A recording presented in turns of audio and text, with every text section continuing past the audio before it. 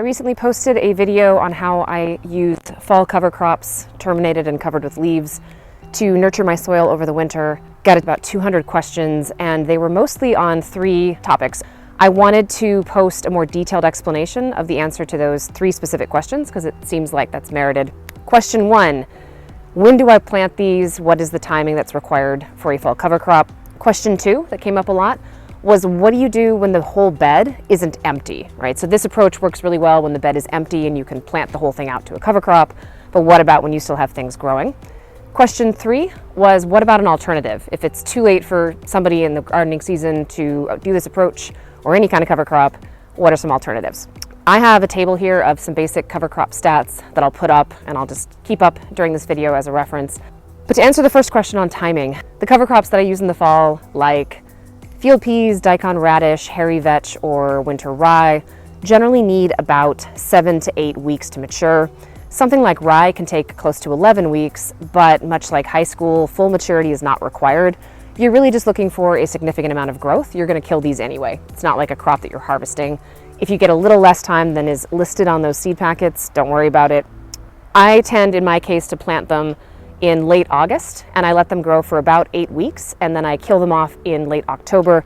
That is because my heavy leaf drop happens here right around the end of October or early November.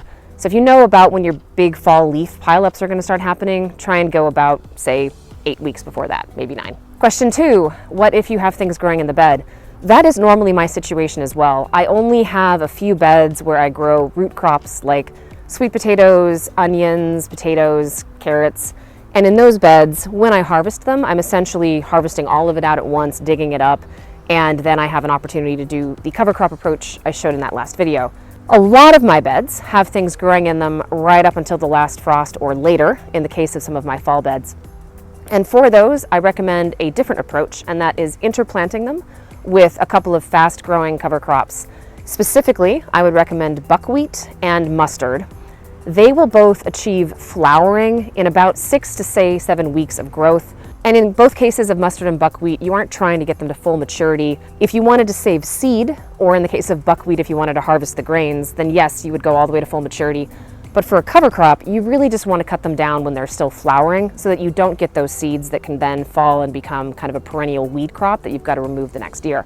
The 2 things I love about mustard and buckwheat. First, they are both madly attractive to pollinators. I'll splice in some footage I've taken over the years, but both of these attract bees like crazy, and consequently they are a great thing to plant underneath things like tomatoes where you really want that extra pollinator support.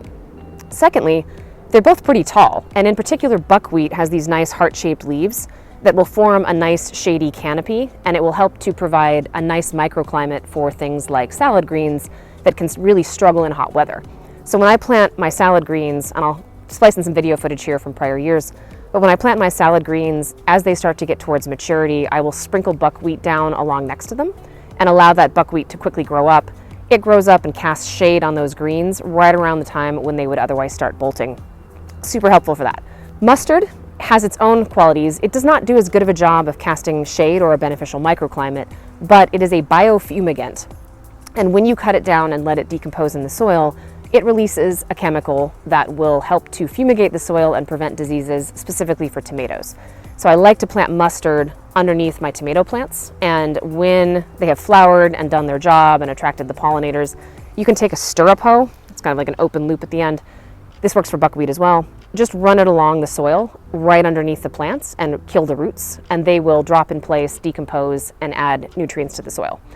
Mustard, as I mentioned, is a biofumigant. Buckwheat is a dynamic accumulator, and it will accumulate phosphorus out of the soil.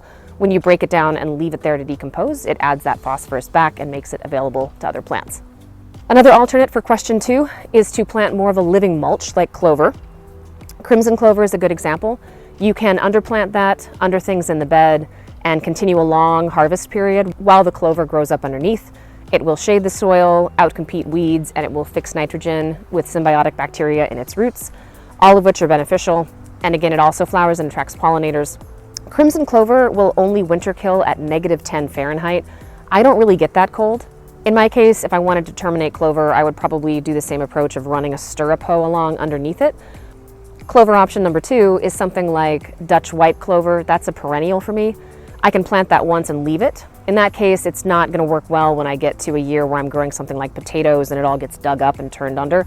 But during the years when I have things like tomatoes or zucchini or peppers growing in those beds, the clover will coexist beautifully and just live on the soil as a perennial living mulch. You can try that approach as well. Question 3, what if it's just too late and you cannot do a cover crop? What are some alternative things you can do? Option 1 that I like a lot, if you have a lawn that is not treated with an herbicide, so no weed killing chemicals have gone on your lawn, put leaves down on top of that lawn and mow it all together. The leaves will get chopped up along with the grass, mixed together, and you'll get a nice mix of browns and greens and a good composting blend. You could then pour that on top of your beds and leave it in place. If your lawn has been chemically treated, as an alternative, you can simply put plain leaves on your beds. You're not going to get the benefits of the nitrogen or the living roots in the soil and all of that, but you will get organic matter as it breaks down and you leave it in place, and it will shield your soil and keep it from freezing solid over the winter. It encourages worms and other recomposers to stay active for longer. And the last option here for the third question is straw bales. Not hay. Hay is animal feed that still has the seeds attached. You do not want to ever put that on your garden. You will have a ton of weeds come up from those seeds. But straw bales, the decorative ones, can be really good for this. If you have businesses near you that use these as seasonal decor, if you have corn mazes like we do nearby, they will often have a ton of these straw bales around, either as decoration or climbing for the kids. Those will break down. If you scatter them, break them up, and spread them over your beds, they will break down, they will shield the soil, much like the leaves would, and you can get some nice organic matter added to the beds. Hope that was helpful. Those are the big 3 questions. Those are my answers. I will continue to post answers to this on the other video if I keep getting the same questions, but I am hoping that this addresses open questions that a lot of people seem to have. Anything you do for your soil is better than nothing. Don't go for perfect, just go for the best that you can do. And overall, if you're thinking about your soil health at all, you're ahead of the game. Until next time, thanks.